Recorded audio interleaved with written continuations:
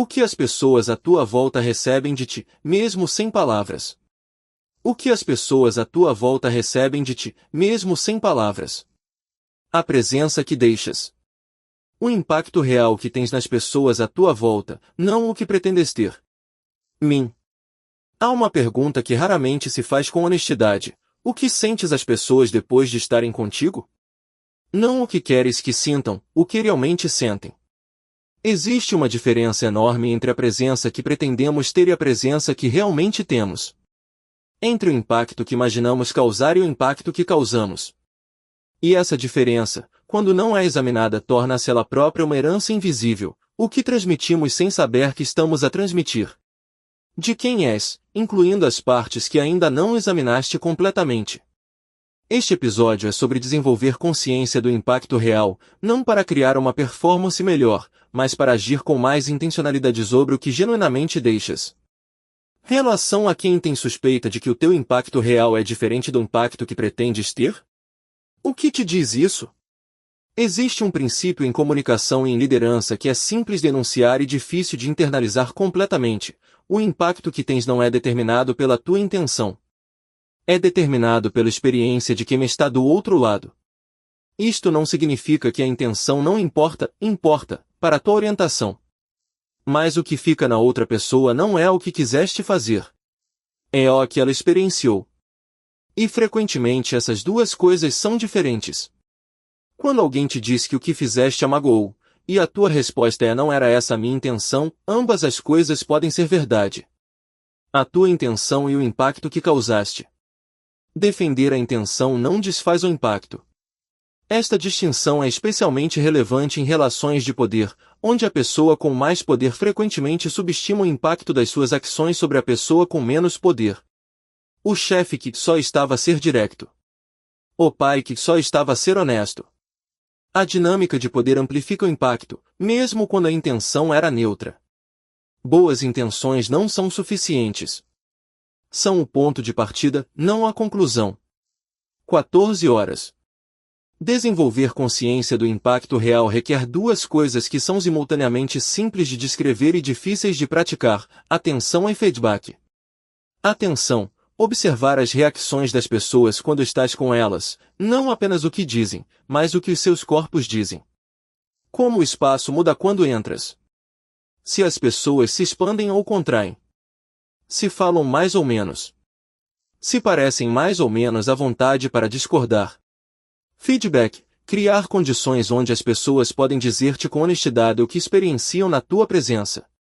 Isto requer duas coisas. Pede genuinamente, não como cortesia mas como informação que valorizas, e responder de uma forma que não penalize a honestidade.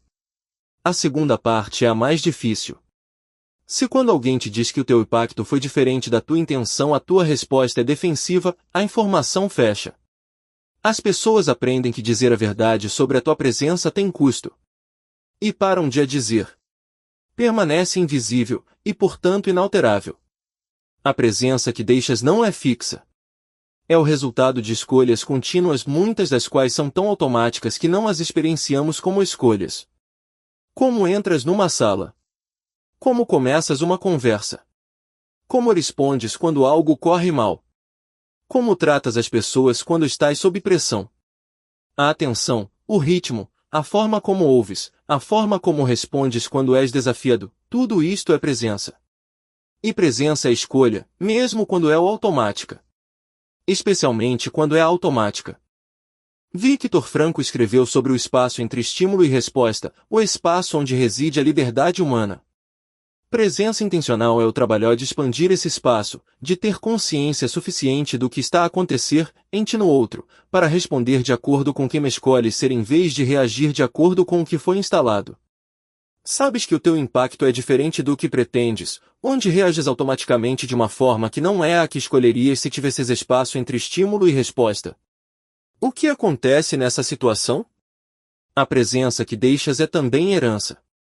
O que as pessoas que te amam e observam de perto aprendem sobre como se existe no mundo, sobre como se responde sob pressão, como se trata quem tem menos poder, como se lida com o erro e com conflito, é transmitido pela tua presença, não pelas tuas palavras.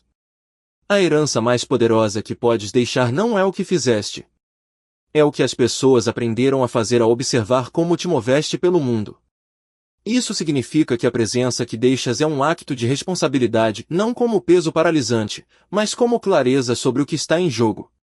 O que transmites vai para além de ti. E pode ir muito para além. Não precisas de ser perfeito para deixar uma presença de valor. Precisas de ser suficientemente honesto para saber o que realmente deixas, e suficientemente comprometido para trabalhar em direção ao que queres deixar.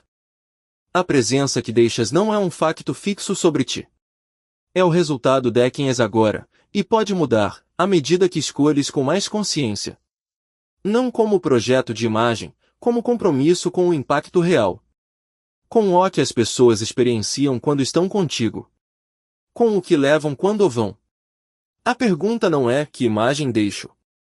É que experiência criei. São perguntas completamente diferentes, com respostas completamente diferentes. Isso é escolha visível. O impacto real que tens, não o que pretendes ter. E como se tem mais intencionalidade sobre isso. Na próxima vez, o episódio mais concreto desta temporada, como se age em tempo real. Não em retrospectiva, não em teoria, no momento, quando importa, com o que tens disponível. Escolha visível. Temporada 1. A escolha que este episódio examina não é simples de nomear, porque foi feita antes de você ter consciência de que estava a fazer uma escolha. Virou hábito. Virou identidade. Virou a forma como as coisas são. E o primeiro passo para escolher de forma diferente é conseguir ver o que estava a ser escolhido, e por quê. Escolha visível foi construída para tornar visível o que está sempre presente e mais raramente examinado, que a maioria do que chamamos de escolhas são reflexos com melhor apresentação. O que foi ensinado, o que foi herdado, o que foi modelado por ambientes específicos, tudo isso opera nas decisões que parecem mais pessoais e mais livres. Há uma diferença entre decidir e escolher. Decidir é o que fazemos quando processamos informação e chegamos a uma conclusão. Escolher é o que fazemos quando temos consciência real das alternativas, incluindo a alternativa de não fazer o que sempre fizemos. Esta série trabalha exatamente essa diferença. O que foi aprendido sobre como fazer escolhas pode ser examinado. O que pode ser examinado pode ser questionado. E o que pode ser questionado pode, com tempo e trabalho honesto, ser substituído por algo que é genuinamente seu, e não apenas o eco do que foi ensinado antes de você ter voz sobre o que aprender. Para levar desta conversa não um método de 10 passos, mas uma pergunta que continua a trabalhar depois que este episódio terminar, esta escolha, a que este episódio nomeou, é minha? Ou é o que aprendi que devia escolher? A diferença entre as duas não está no resultado. Está na consciência com que o resultado foi alcançado. A escolha que este episódio examina não é simples de nomear, porque foi feita antes de você ter consciência de que estava a fazer uma escolha. Virou hábito. Virou identidade. Virou a forma como as coisas são. E o primeiro passo para escolher de forma diferente é conseguir ver o que estava a ser escolhido, e por quê. Escolha visível foi construída para tornar visível o que está sempre presente e mais raramente examinado, que a maioria do que chamamos de escolhas são reflexos com melhor apresentação. O que foi ensinado, o que foi herdado, o que foi modelado por ambientes específicos, tudo isso opera nas decisões que parecem mais pessoais e mais livres. Há uma diferença entre decidir e escolher. Decidir é o que fazemos quando processamos informação e chegamos a uma conclusão.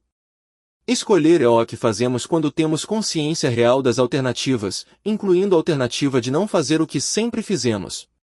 Esta série trabalha exatamente essa diferença.